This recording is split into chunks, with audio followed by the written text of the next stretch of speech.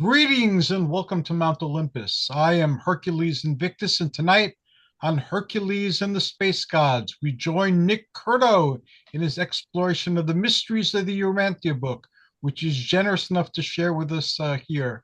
Greetings and welcome, Nicholas. How are you? Never better, Hercules. Boy, here we are, right at the beginning of the holiday season. It is here, and boy, Yes, did it come fast. I'm looking forward to tonight's show. I'll be listening. If you need me, just give a holler. Will do. Thank you so much. Again, this is the URANTIA book with Nick Curto. I'm honored to be hosting such a program. The URANTIA book has meant such a great deal in my life. I'm over, I think, about 35 years reading this book, and I'm telling you, it is absolutely one of the thrills of my life. And for many people worldwide, they would say the same thing. We're going to go into a very interesting personal experiences and insights from my guest this evening, a dear, dear friend, Stuart Kerr, knows the Urantia book inside and out. And I'm going to ask him some questions I've always wanted to ask him and haven't had the opportunity. So here we go. Stuart, welcome.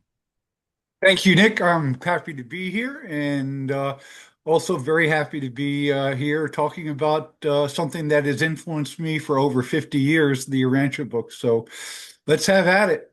Absolutely. 50 years, man, that's incredible. Good for you. I know I've asked you this before, but just a couple of quick things. How did the Urantia book find you, or you find the Urantia book? Yeah, there's a lot of stories by a lot of people in our Urantia book readership community about, somehow I think our angels sort of steer us where we need to go. And if we're hungry, God hungry, to conscious of God awareness and a hunger to know God better, that we are steered in our lives where we need to go. And in my life, I was 20 years old when I had a crisis, basically a crisis between a battle between me and the Father in heaven, because I spent my whole youth and young adulthood uh, blaming him for the fact that he created a world that was not perfect. He created a world that was imperfect, where suffering is a major part, the suffering of the innocent.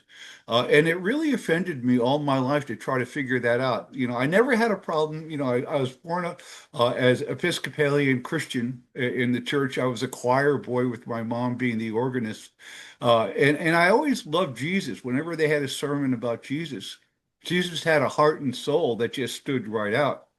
But the Father, I always had some difficulties with, especially the idea that there is incredible suffering in this world. And I had that crisis in my 20th year of life. And after a year or after a lifetime of basically fighting him, taking him to cosmic court, basically accusing him of creating a world that was not perfect, and that somehow who was responsible for the suffering of the innocent. And I could not avoid the fact that it had to end up on his table, that he had responsibility. Well, I spent all my lifetime trying to, battle him on that idea in my mind and my soul. But I came to a point where I reached the end of my rope. At that time, I was at Georgia Tech. My family had broken up. I had no more money.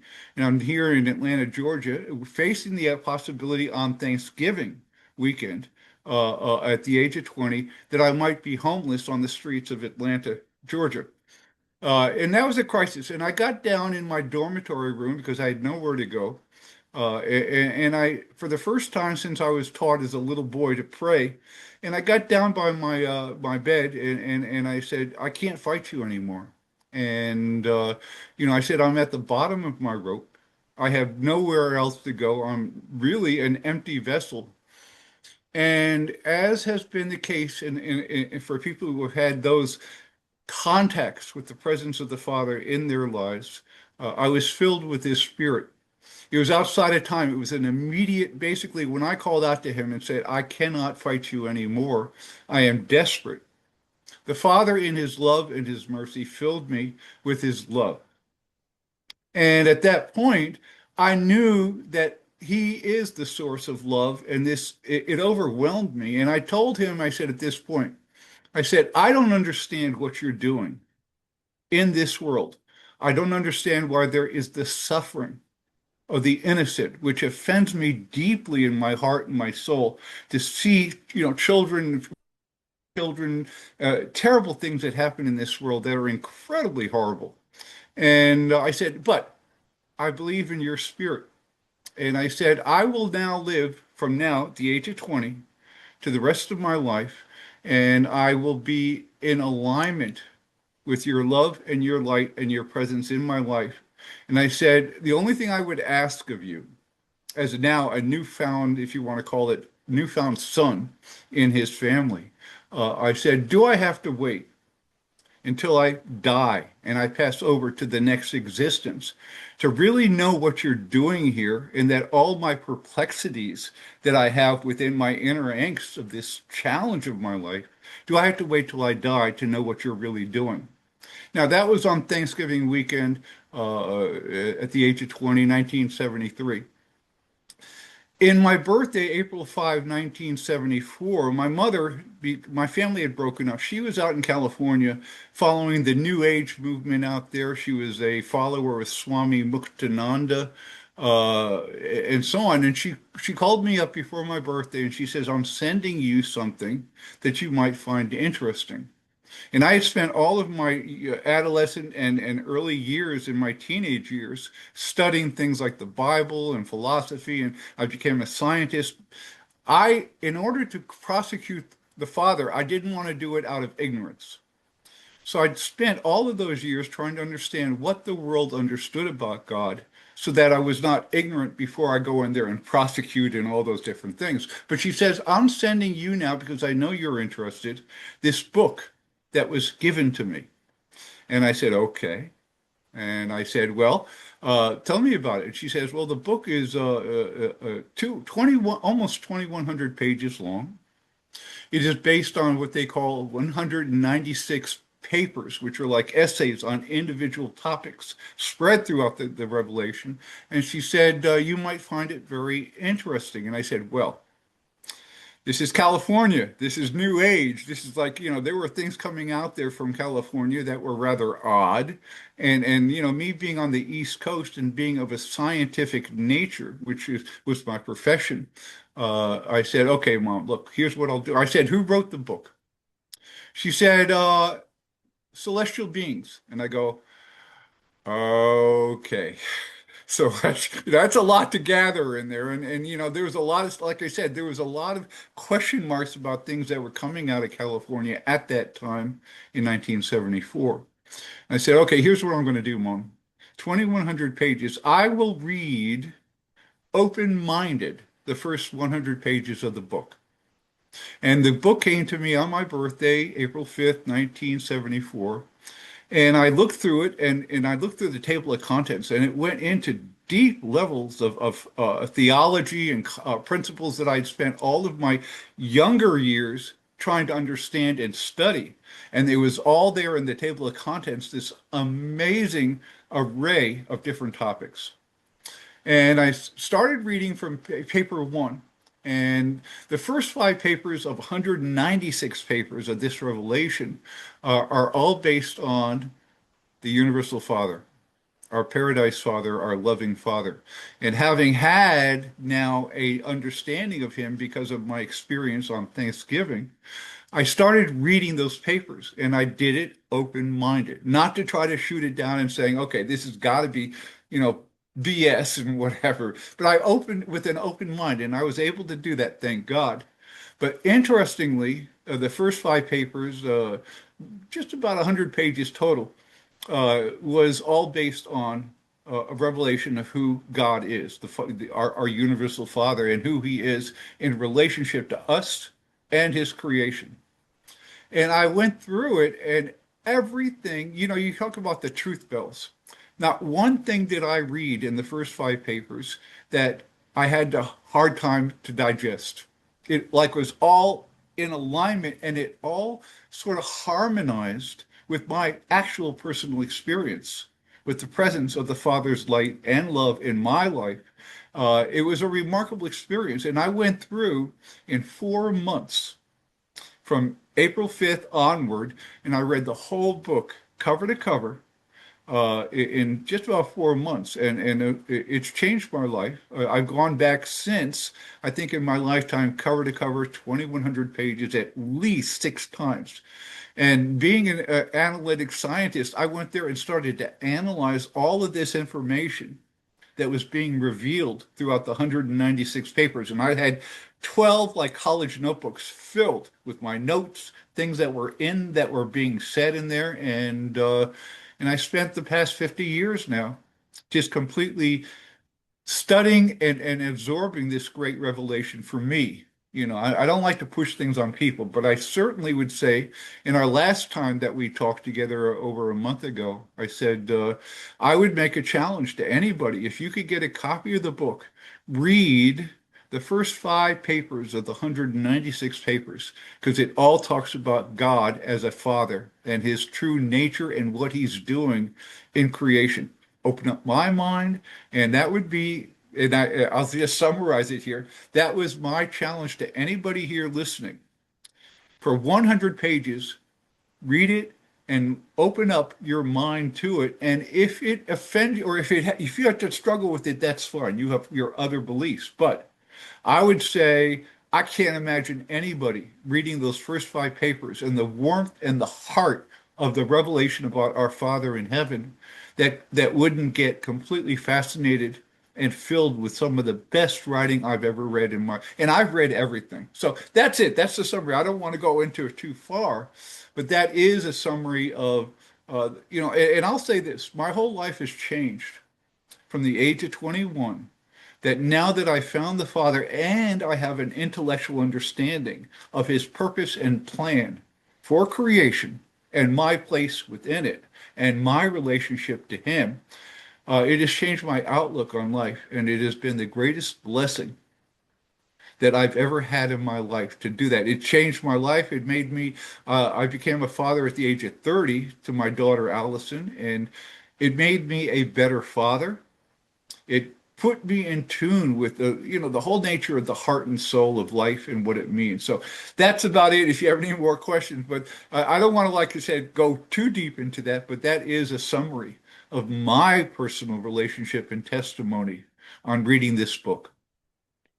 Stuart, thank you so much for a very personal and very wonderful sharing of what you were experiencing here. Um, I'm just so grateful that you shared that with me and with our viewers tonight. I would say very similar to you. I went to I found it in the Unitarian Church, was I was attending for 2 years, and they read that as the last reading of the service on Sunday, and I was blown away. I had never heard of the book before, and as the minister read it, I was absolutely stunned at what I was hearing.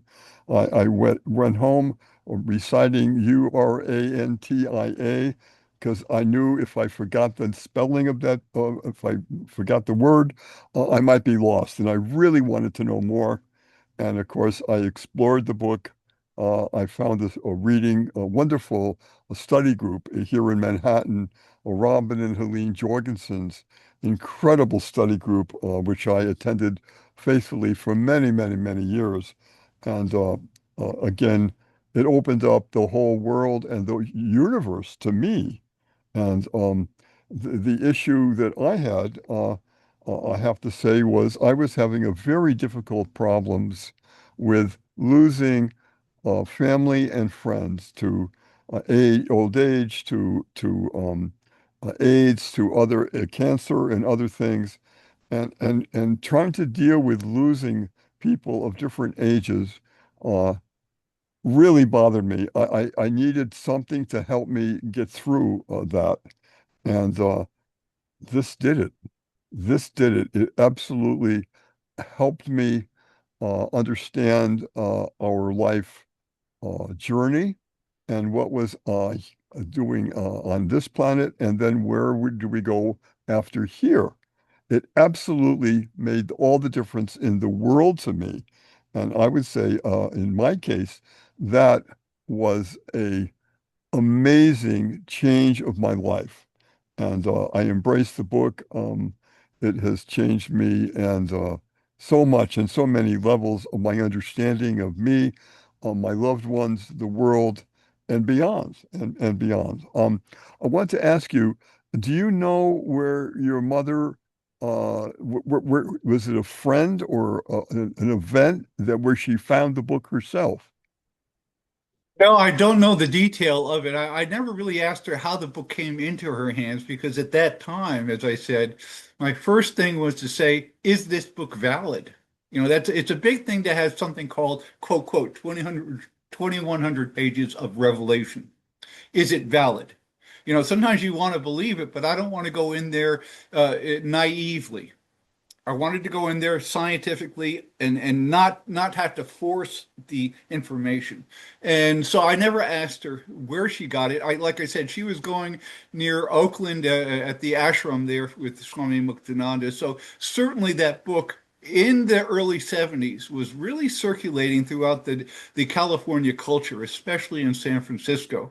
And it became a very strong center that it found a reception there, especially among the readership in the San Francisco area, which persists even to today. But, I mean, San Francisco in those days was really quite remarkable. You had flower children and a lot of things going on. I spent a lot of time visiting my mom out there. And I love California. I mean, to me, I was born and raised in northern New Jersey, which is East Coast mindset.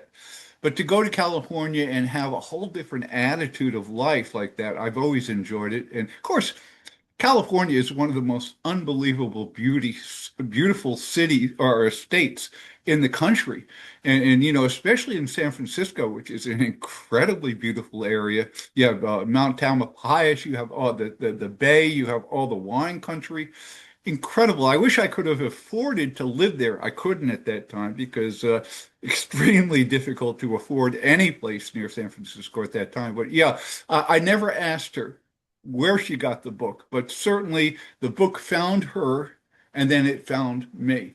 And I would say, like I said, there are stories of the readership within our community that they talk about extraordinary circumstances of how this book came into their lives. Now, if it did, I am now a strong believer that we do have what we call our angels, our guardian angels that watch over us. That's what God has given us as a protection of our lives and out of love. And that our angels in our daily life, their job is to steer us in a way that allows us for the highest opportunity of spiritual growth. Wherever we need to go, if we have to deal with human beings that need our help or we need that interaction with somebody, there are what we call, I would say, you look at it as coincidences in life. I don't believe that. I think those coincidences are really a matter of us being steered to those areas of interaction and experience that we most need for our own personal growth. And so, yeah, it's an amazing thing how this does it, but there are stories, remarkable stories of how this book, usually it's a matter, it comes to people who have an inner hunger to understand God. And that hunger, once you express it within your being and your soul, the Father responds and the angels will steer us. Now, it's funny now in my prayer and communication, I tell my angels, I said, it is my will that you steer me in life to wherever I need to be led. And that's a powerful prayer because now you're opening up. God will not abrogate your free will. But if you express your will and say, I desire to be used in a positive way, to send positive energy into the cosmic consciousness of this planet of ours that's so filled with darkness.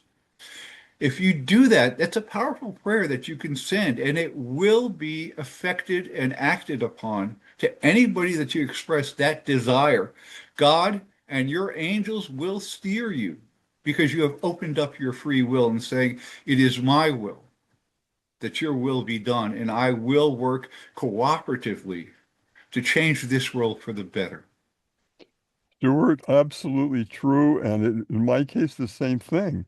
When I digested what the book was saying and really kept asking a lot of questions to people in the movement about the book and ramifications of it, I came to a point that I said, Jesus, God, you've got me.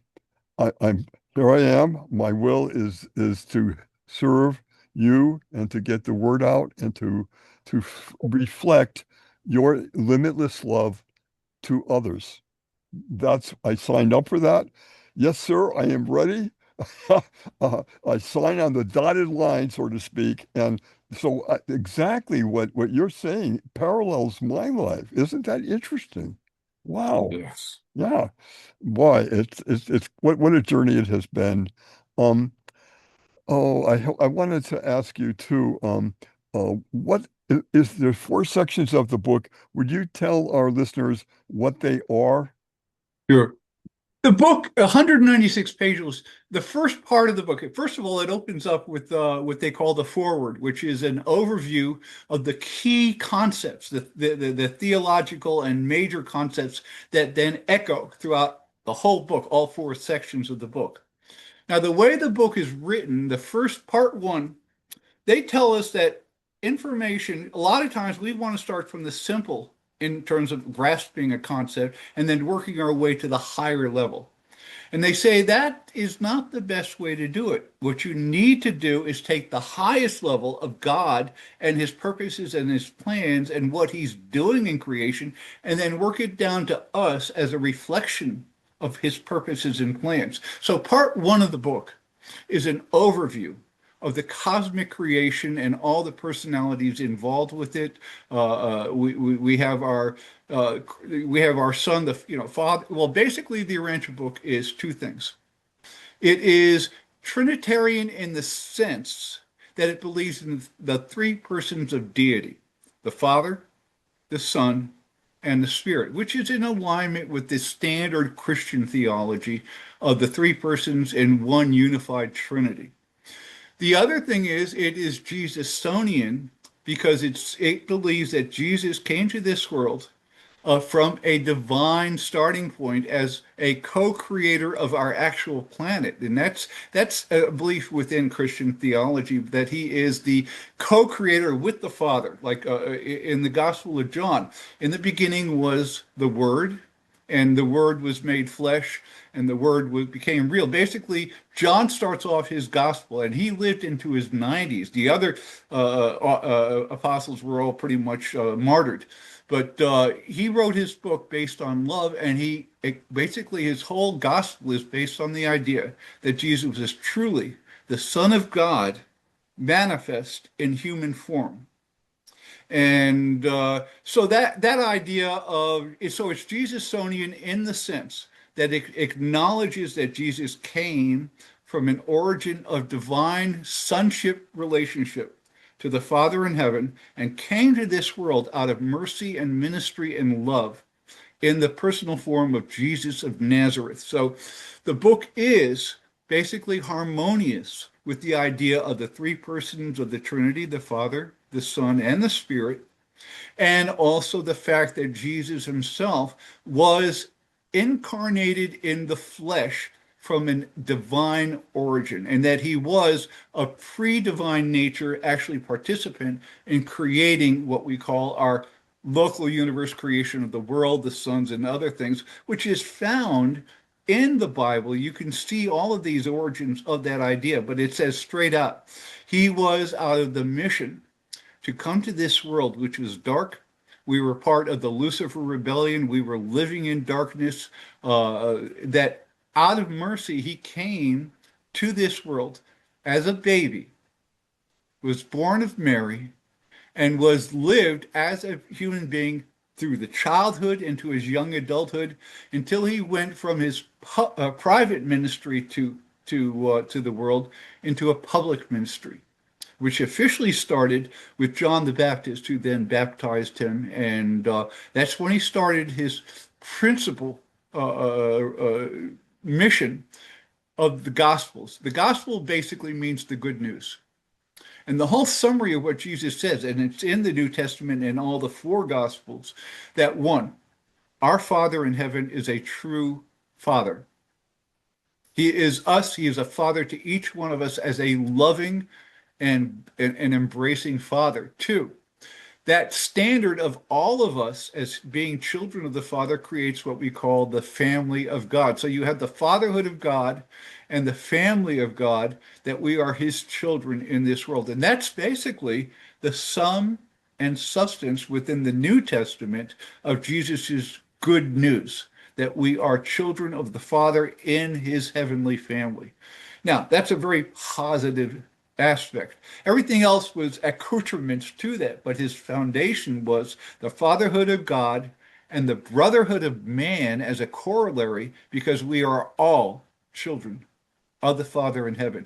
Now, after again my experience, I already knew that. I had that connection, and even today, my favorite times of my life is when I go into private communion to be in his loving presence. I don't go in there and have to, like, bow down or submit myself. No, he's a loving father. He's warm, he's affectionate, he fills me with light, and there's nothing greater in my life now at the age of 72 to share my inner life experience with him as a loving father. It is a great joy to spend and thanking him. Of course, we get into that point of thanks for the great life that he has steered me into. My life has been so wonderful over the past 50 years. I giggle because it's such a grace to know that he has steered me into the light, that I have never been alone, and that he is truly there in a personal, constant connection with me. And they say, they say that he actually, it is revealed that he is in each of us. His spirit indwells every human being that's ever born, that we are now connected with him with an inner spirit. He actually lives within us, and we live within him. And that's an amazing thing. If you open that up, you're never going to be alone. And the challenge is here of faith. Do you have faith that this is all real? Because obviously, I don't want to have to believe in something that's, you know, childish and hard to swallow. Never has been. So I would say my life has been filled with the graces of his presence. And all I can do as a brother to each one of you guys is to say, I can give testimony. There's nothing greater in my life than his presence and my relationship to be in his presence. So I don't go in there and try to go into worship where I, to bow down and submit my will to him. I tell him as a father, as a loving child, it is my will, that his will, for his purposes and plans, for his creation, I am in alignment, and I will do everything I can to be steered to bring light and love into the consciousness of this world. I think that when you do that, when we all do that, people recognize that something is up. I've had people ask me, and I was surprised. The way you act, the way you work with other people, what's behind that? What religion or spiritual beliefs do you have that's propelling you to act the way you are? I felt as though I had just won the Oscar.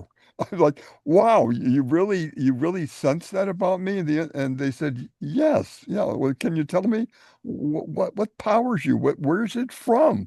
What a great question. I just love that. I go, and then when that moment came, and the other thing you mentioned too is our path. If you look at your path, from the very beginning on, you will see, and certainly in my case, I admit, all the different points that I was being steered rather in the right directions. And I'm thinking, wow, there and there and there. And I would recommend to everyone, take a look at your entire life, the roller coaster that life can be, and the turning points, and see where you were blessed to to head in the right direction. And it really is it's quite an experience to look at your life and to see where that path was going and where the guiding light was. When I sign some of my letters now, I sign it instead of sincerely, which I did for many years. Now I sign it from darkness to light. And the word light, I put in all capital letters, from darkness to light, because that's exactly, I think that sums up the Urantia book and our plans, from darkness to light, and light and love and understanding are there. So yeah, it's what an amazing, uh, what shall I say, blessing it has been. Now, the Urantia book, again, is in four parts. The fourth part has to be for me Ah, yes, the fourth part with the life and teachings of Jesus. And that's right. before we just briefly get into each of the four parts, Yeah. I I neglected to go into that. I didn't answer that question for you. So yeah, definitely the four parts of the book. It is written into four different sections. And if I may, let me sure, just summarize it. It has an opening forward, which again is an overview of all the key theological concepts that are being applied thematically throughout all four sections. Section one is focused on God, on his presence in paradise, on his creation, on everything of the highest level. And remember that, as I said, they believe that if you're going to grasp the concept, start from the highest truth and then work your way down to the reflection of that truth in our day-to-day world of the material world. There is a greater understanding. So the part one of the book goes into a full disclosure of the structure and the purposes of our creation, the vastness of the creation, exactly how everything is put together on the grandest scale. Now that's a huge revelation. Part two of the book then goes into the actual history of our world and the place within the creation. And it goes into things like, it discusses topics like Adam and Eve and other aspects of our world. It talks about the Lucifer rebellion and how it affects our world and the idea that we are here in an ideological battle of Lucifer versus Gabriel, the angel of Jesus in his divine nature. So part two is a discussion on our actual world within the whole area of creation. And then part three goes into the actual breakdown of our world in terms of our ideologies. It breaks down the origin of evolved religious thinking on our planet from caveman onward up to the front. It goes into a complete discussion of how we are affected and how our world called Urantia, that's the name of our celestial name for our planet, how we have been affected in the history of humanity as we has evolved and as we are now heading towards a momentum, a providential future. That's part three. Part four now, which is about one third of the book, is a summary of the life and teachings of Jesus. And that's an amazing story. And one of the things about the Revelation, in the Bible, you have the idea that Jesus was born to Mary, and there are some concepts they knew that his father Joseph had died, but there's no information from his birth to his actual coming out at the baptism of John in the Jordan River of his actual life between his young adulthood, his childhood, and his young adulthood, to the point where he appeared on the stage of human history with his now public ministry for the gospel. In the Urantia book, all of that untold story of Jesus is gone through in great detail because that has been known when he came to this world throughout all the worlds within our local creation. They were all tuned in to what Jesus was doing here as the divine nature of the Son in actual physical manifestation of a mortal being from birth to his eventual awakening of his divine origin and then his actual authoritative presence that he says, I know whereof I speak in his gospel. So that's part four. Part 4 goes into great detail, including a psychological understanding of what it meant for him to come into the memory of his consciousness of his divine origin.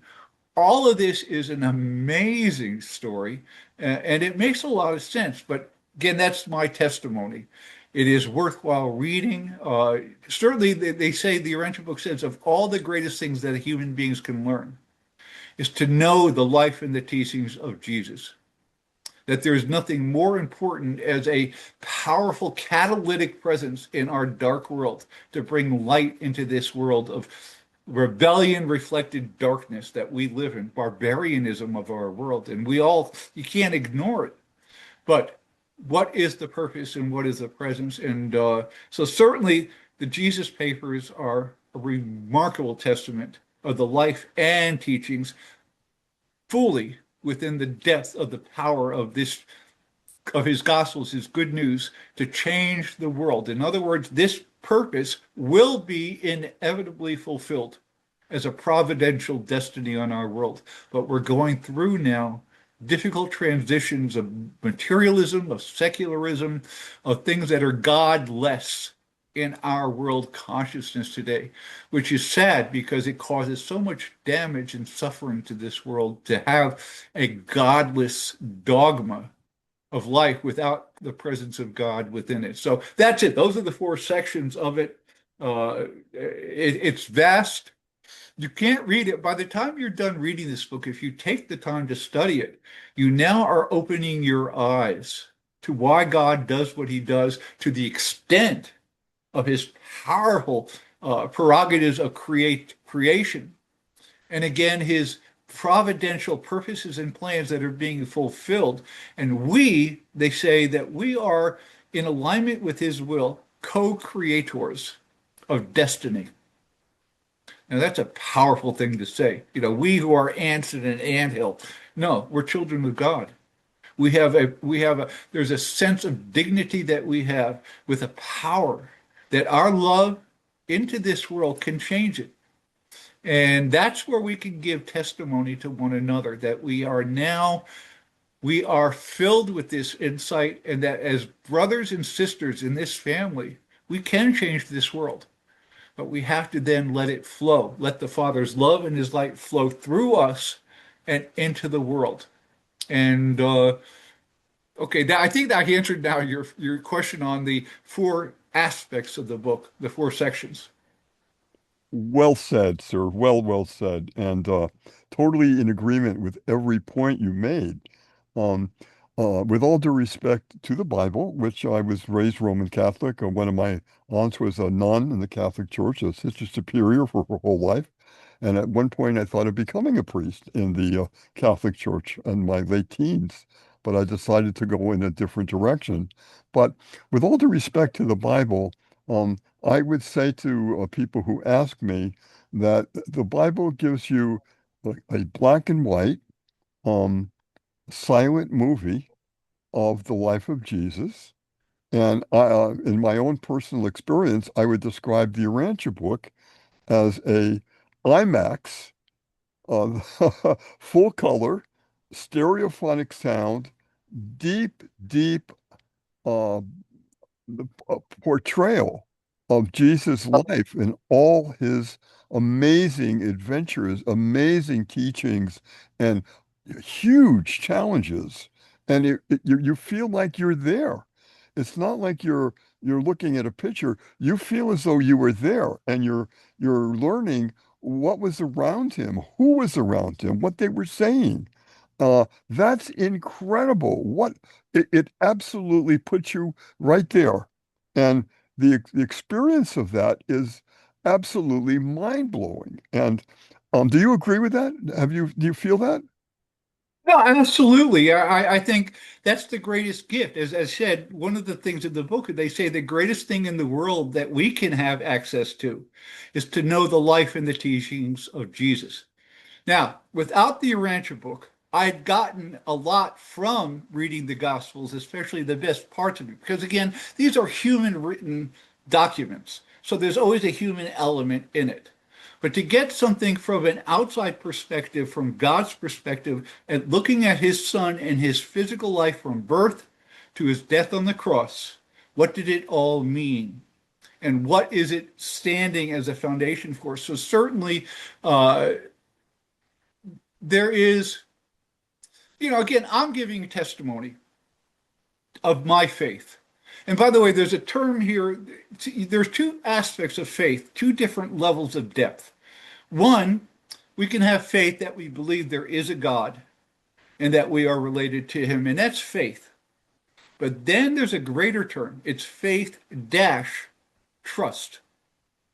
We believe in God, but we also then have a trust that nothing good in this world, of all my misunderstandings of the sufferings and whatever, I see it as being gone forever in a terrible loss of innocence and beauty that is gone. But my trust in the Father now says nothing that has ever been good in this world is ever lost.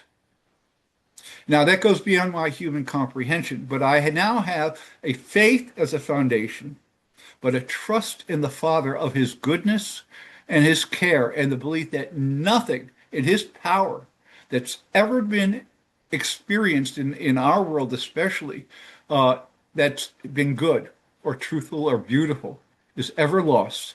So that when I see the suffering of the innocents, yes, it's inevitable. It's a part of life experience. But I have faith dash trust that the Father, what I see as being lost forever, is not. Within his greatness and his connection, anything that's ever been good is not lost. That there are further destinies of, say, that 5-year-old refugee from Syria who drowns on the Mediterranean Ocean because they're trying to get away from all the strife in there and so on. And I see a 5-year-old boy basically washed up on the shore. Now that tears me apart. I cannot look at that and say, well, that's just the way it is. No, that child was a child of beauty and innocent and was beloved by his parents and so on. And again, that was the angst that I had to get through. So how do I live with that? Because now I have trust that that little boy is not lost. In the goodness of the Father, he has everything in a loving, within his loving control. And that, again, trust, nothing that's ever been good is lost. To my perspective, I see it as a great loss, and it tears me apart. But my trust in the Father is, I believe that what I see as a loss is not. In his hands, it is totally in his loving control. And that gives me a sense of hope. So the difference between faith is one thing, but to have faith, trust in the Father, that changes everything. So now that when I see these things, these horrific things in this world, and our human history is filled with barbaric acts, I look at this and say, how can God let that happen? Well, I have trust that everything that I see as destructive and count, just rip my inner sides apart, are not lost. And I have absolute trust in the Father that he has everything under control and nothing that's ever been good in human history is ever lost. That's a powerful thing to have to say, but for those people who do not have that trust, you're living in a world of confusion and there are no answers for it, are there? But if you have God and you have trust, now things come into a connection that make a much greater, higher purposed sense in our lives day to day. So that it's a hard thing, but I'm sharing again my inner testimony of what I had to get through and where I'm at now, of how I deal in terms of foundationing myself on a trust of the loving and the keeping nature of the Father of anything that's ever been good in all history. One example that I experienced is when I really started digging deep into what the Nazis did to the Jewish people. Oh, And God. the pictures, I've seen many of the pictures, and I've read about what the atmosphere and how one thing led to the next. And certainly that is an example of such a dark day on our planet on so many levels.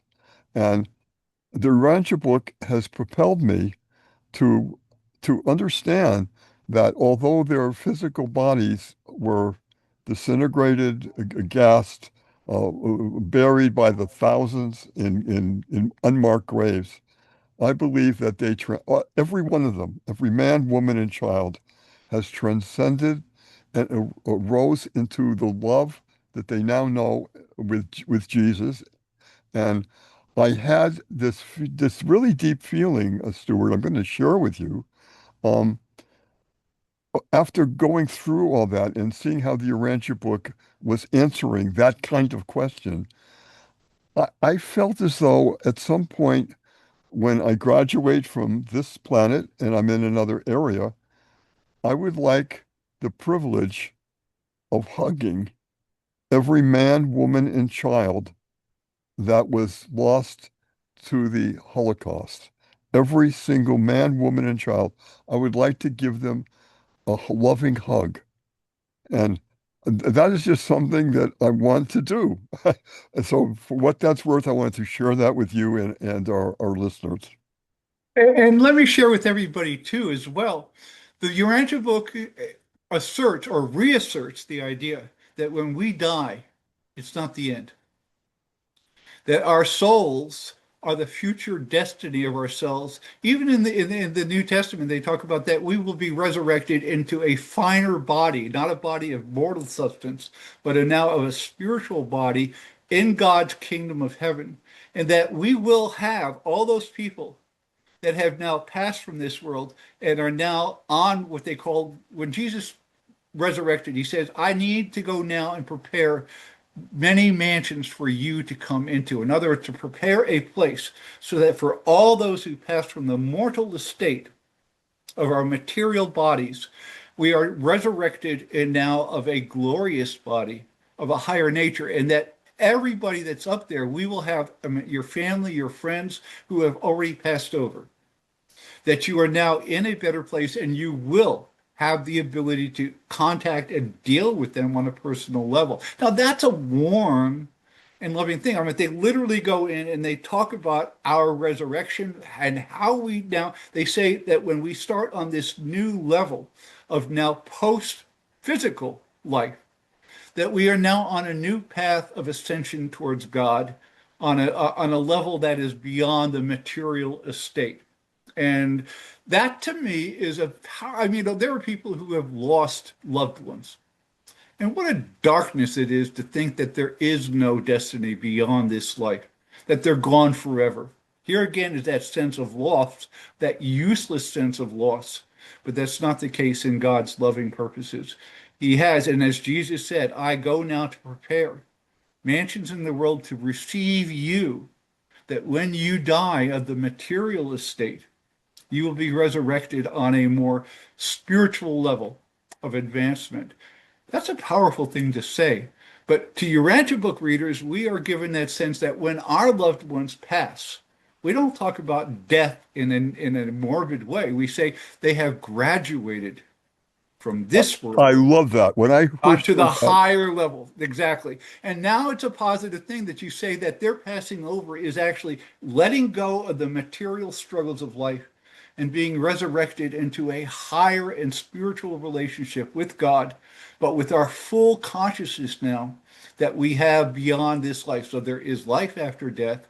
It is valuable, and that our continuing ascension, they say that when we are reconsciousized in our new spiritual bodies, that we start off there on the mansion rules, exactly where we left off in this world.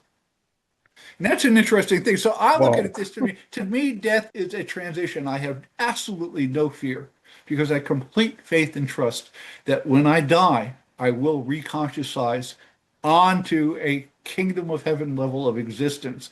And that's an amazing thing. All of the troubles of the material vicissitudes of life, I will now transition to a higher level of God's light and his love in my consciousness as I now continue my ascension towards the presence of the Father. But that's another big aspect within the Urantia book, the strong sense This is not the end of our world. When we transition over, it is a loving transition. Talking about good news, does it get Yeah, better than that? I don't think so. it doesn't. It does It not doesn't. get better than that. That is absolutely so amazing, so beautiful, so loving on so many levels. Yes. You just feel like getting up and dancing. I mean, really, right? It does that to you.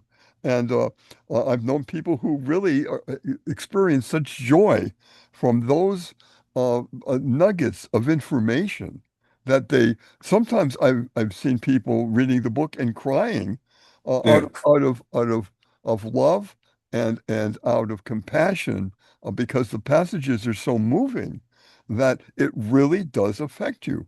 What an incredible blessing. What an incredible book. Yeah. It's the fifth revelation, epical revelation. Stuart, just quickly, what are the other revelation, the first, second, third, fourth, and then could you go through that just quickly? Yeah, the first one, what they call the first epical revelation, was the establishment on our world of celestial foundation on our world, of a celestial presence 500,000 years ago. And that was the first bringing down of the world of cosmic revelation physically onto our planet. And that was the great epical revelation. The second one was the coming of well, when I first read the book, one of the sections was about Adam and Eve, and I always thought Adam and Eve were a mythological fable, that there never was an Adam and Eve and so on. But according to the book, 35,000 years ago, Adam and Eve did come to this world in order to upgrade the genetic foundation of our being. And then, of course, the third epical revelation was, and yeah. So basically, Bhakaventa was a priest of the Most High 4,000 years ago. Fourth revelation, Jesus' birth 2,000 years ago. And then the fifth epical revelation, the Urantia book. And it's that fifth revelation, epical revelation is in our life, in our That's right. time. Wow. What an amazing time to be living and to have a book like this. That's Stuart, right. you are wonderful. You really are such a joy always. Dear, dear friends, always.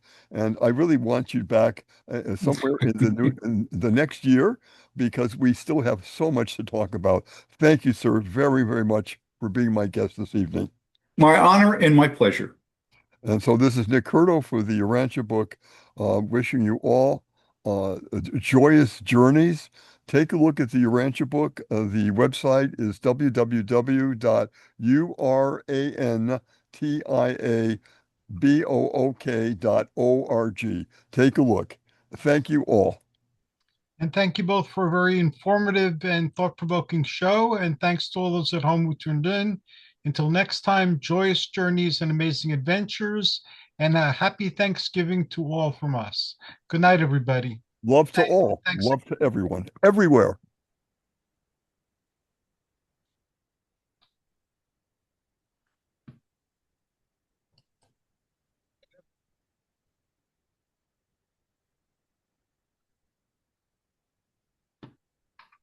Thank you.